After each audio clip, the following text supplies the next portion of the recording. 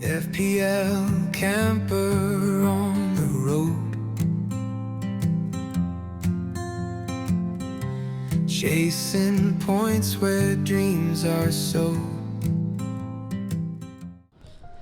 Well, hello everyone and welcome back to another video. This is a game week review for game week 11. How is everyone doing? How are your game weeks? After 2 red arrows, I am happy to announce that I'm back on a green arrow. Yes, back on a green arrow, which is a bit of a surprise because looking at the points, it's not that much. I'm on 50 points to be honest, but it's pretty significant green arrow as well considering my rank, because I was around 140k, so it's harder to get a green arrow when you're around this rank, even when you have a good game week. And to go up to, I think, I don't know, we'll check that later, 85 or something k with 50 points is surprising. But again, I've talked about this before as well in some of the game weeks when I had like 78 points and the green arrow was by a margin of 1 or 2 points. Because, you know, Haaland scored like a 26 and everyone owns him. And then Semenyo scored like a 16, everyone owns him. But this week, all the big hitters blanked. And all my differentials returned, which is probably why I got, I think, a green arrow margin of 8 or 9 points. Yes. International break is upon us, and I'm happy because I really need a break. But let's just go straight into it, and I'll show you how the team did. And at the end, briefly, how the team is looking for the next game week. Game week 12, which I'm not going to make a team selection video, as I said, because I am on vacation. Unless I thought about doing a, you know, team selection video Balkan version. Maybe I could do that. We'll have to see. But right now I'm not thinking about the video because I just need to enjoy my vacation. I haven't had a single day of vacation the entire year, and finally this is it. So I'm really looking forward to it. But let's just go to the fantasy app over here. No, let's just go to hard. And then we go to fantasy.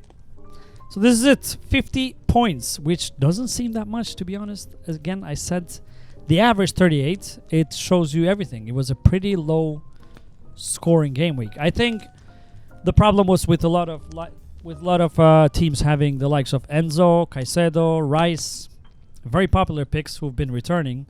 But you know, it was about time, because you can't expect Caicedo, Rice, and Enzo return all the time, especially with the positions that they play. So, and Enzo and Caicedo especially were highly brought in because of the game that they had against Wolves, which, you know, proved to be right. Again, they won convincingly 3-0. Wolves didn't offer any threat. But Enzo and Caicedo didn't return a single point. Or, I mean, besides the playing points.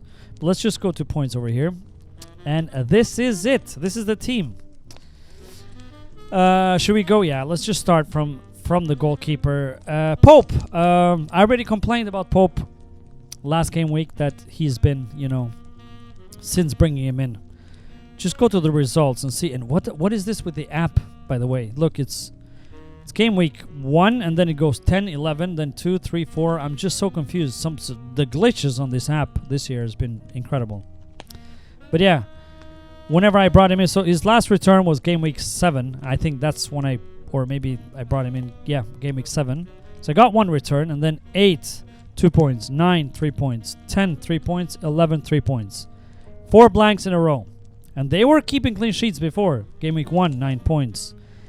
Game week 3, 5 points. Game week 4, 8 points. Game week 5, 6 points.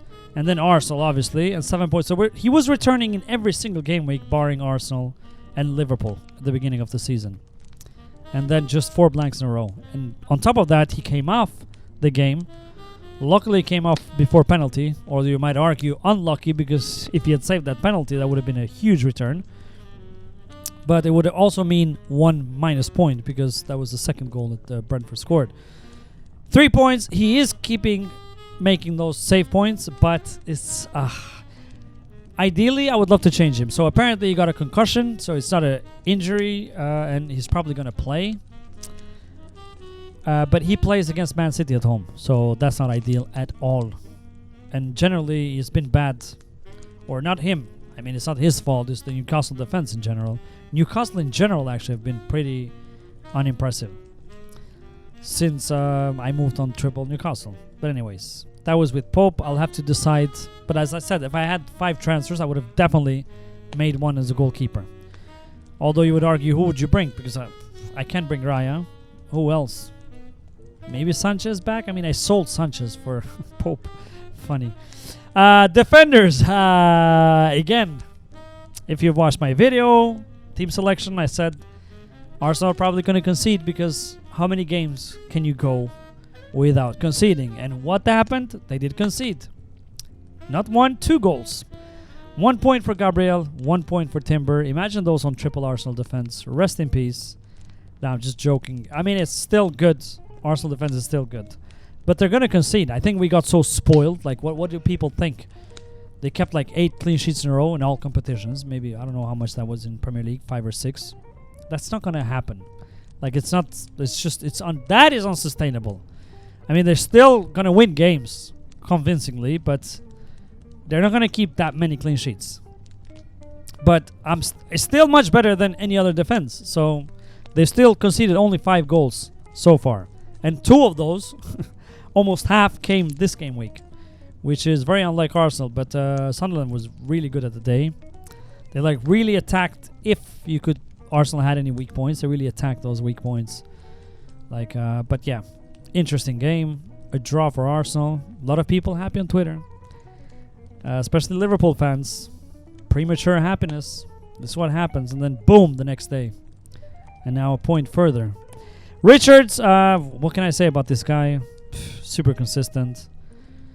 He blanked against Arsenal, sure. And then Brentford and Brighton, 2 returns. He gets DEFCON in a consistent basis.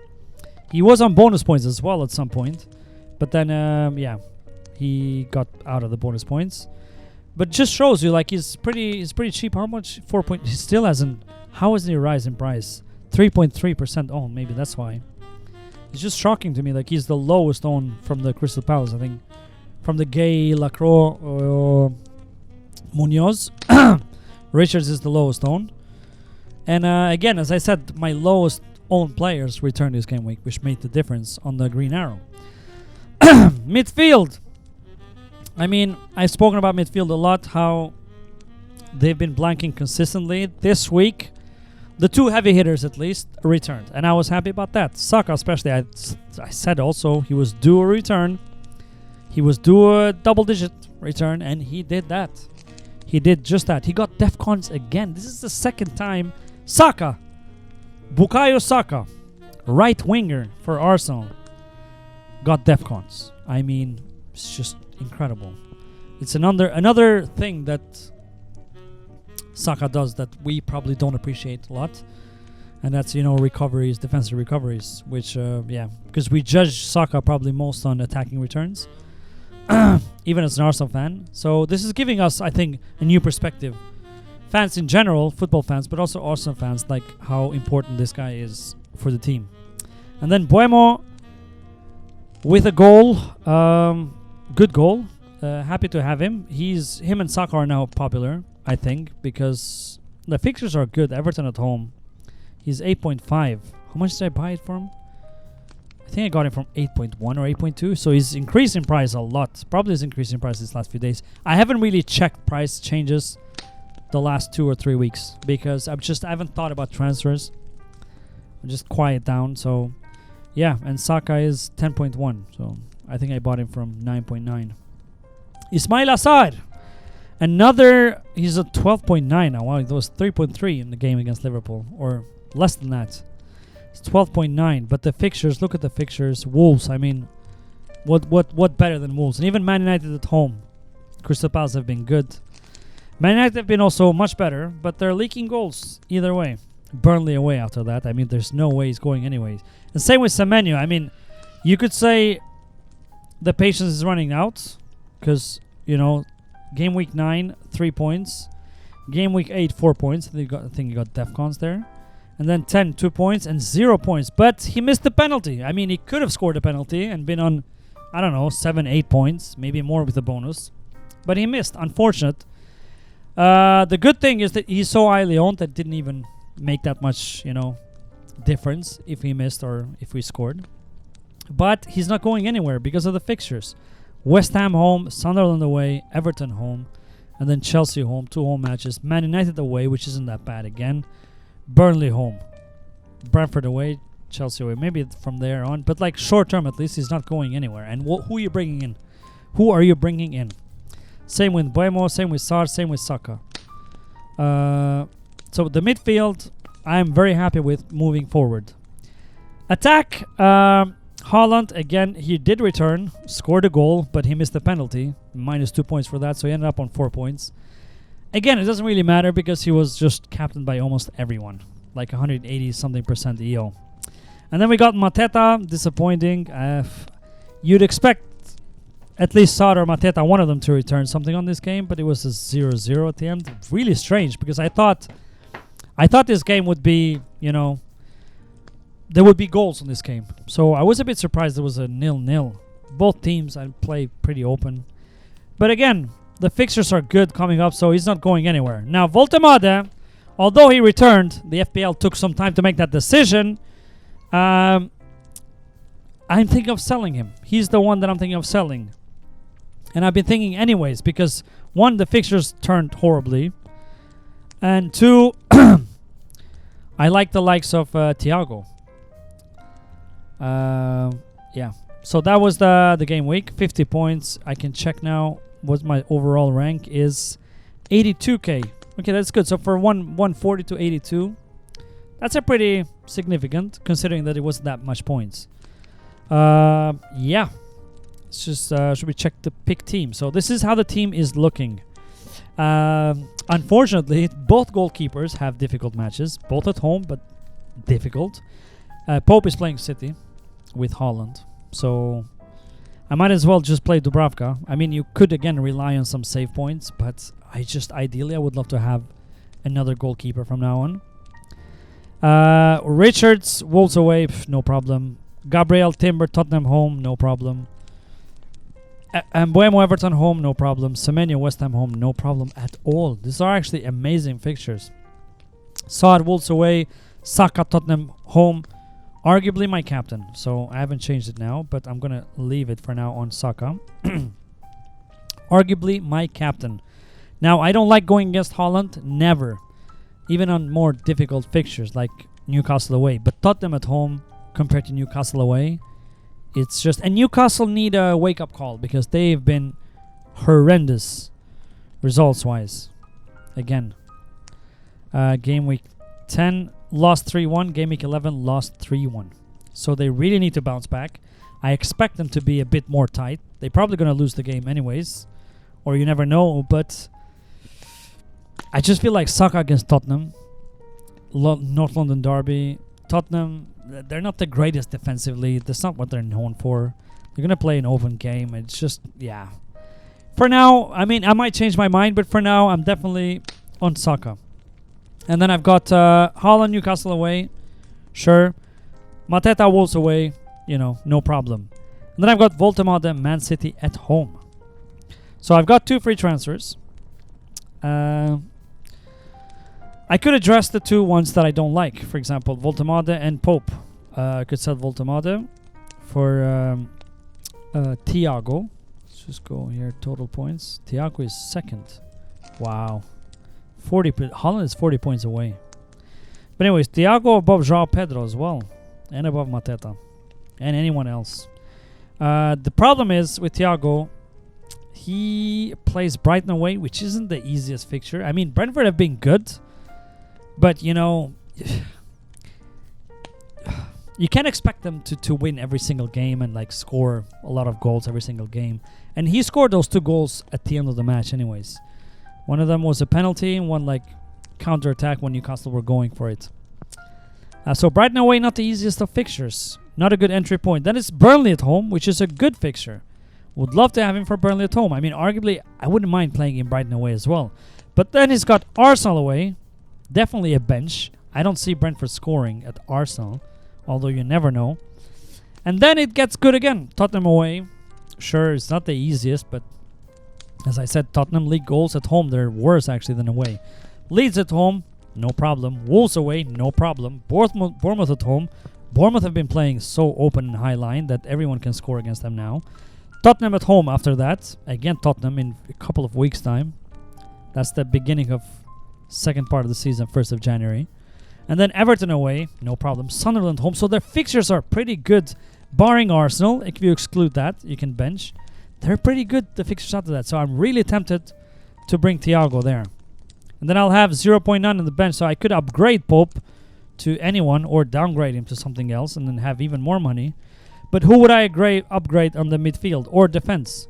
Diouf I don't like, because although they're looking better, he's just not. He's doesn't bring defcons, doesn't have any goal threat. Assist threat was good, but outside of that, so I would love to switch him to someone, but I just don't know who.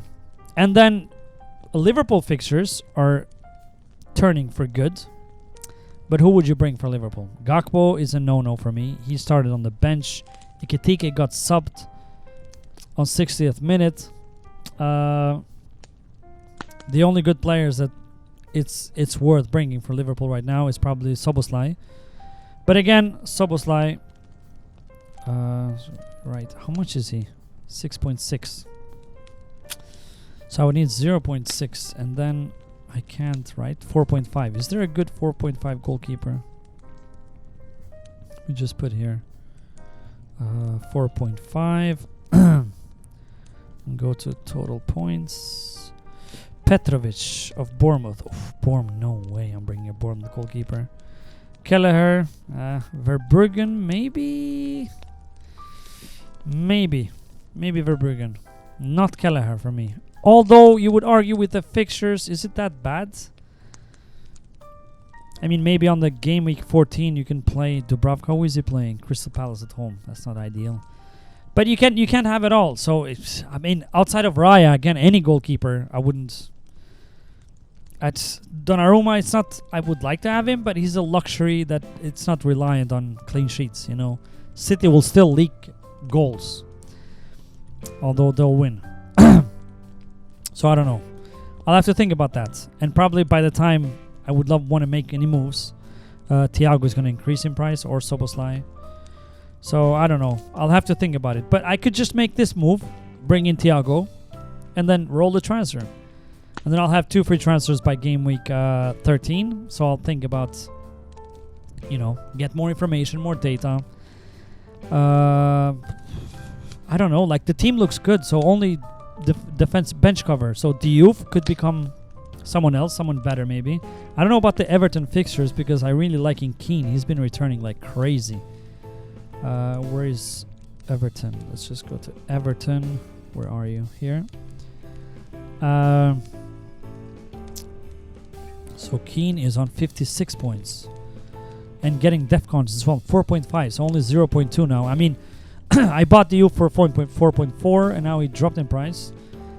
But I could bring him in, but he got Man United away and then Newcastle home, then Bournemouth away. So it's not really good entry point.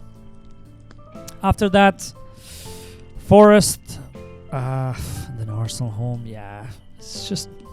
I mean, I could have him for bench cover again because I like having Richards so that he could rotate, or someone else. Let me know if you have any better, if you have any better idea who I could bring there. But again, as I said, midfield relatively very happy. Xhaka could be upgraded, but I don't mind having Xhaka. They're looking good, and he gets defcons and every now and then assist or a goal. And then this attack is also good. So I would have to think. How much money would I be left with? 6, yeah, 6. Is there anyone good for 6? I don't think so. Caicedo is now, I think, 6. Yeah. Let's just go total points. Gravenberg, no. Cullen, Caicedo, but he's also, yeah. Paulinho, Minte, maybe Minte. But hasn't been, setting things on fire either. So, yeah. That's just a luxury problem to have. But, yeah, that's it.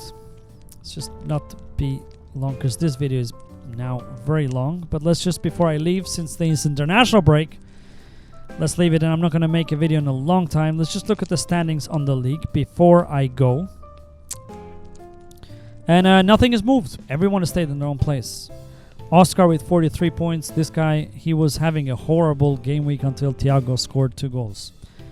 Again, very lucky, but he's got Caicedo and Enzo, who both blanked. Semenyo as well. Bruno returned only 5 points. João Pedro scored, so that's good. The defense all blanked, and then Thiago saved his game week, basically. 43 points on 756 points. So I'm 50 points still away from him. On the second place, we got Alex Millard with 51 points this game week. One more than me. Let's see, who did he have? Richard Sanchez. Okay, that's good. Yeah, good team. And then we got Bruno Oliveira, 40 points. And then Joseph Robinson with also 40 points. And then it's me, number 5, with 50 points on 705 points. So 50 points between the first place and the 5th. Yeah, and that's it. That's the top 5. We have 32 players. If you want to join the league code, it's in the description of the video, so you can check it there. We're going to lock the video by Gameweek 20. The winner wins their favorite football team's kit or top, the shirt. Yeah, and that's it. I hope all of you had a good game week. It's been fun game week, generally, with the matches. Seeing Arsenal finally draw. City smashing Liverpool. United and Tottenham, by the way, entertaining game. I mean, both of them have weaknesses. But it was very entertaining, especially the last few minutes with Richarlison thought he won it, took off his shirt, started crying, and then boom, United drew from a corner.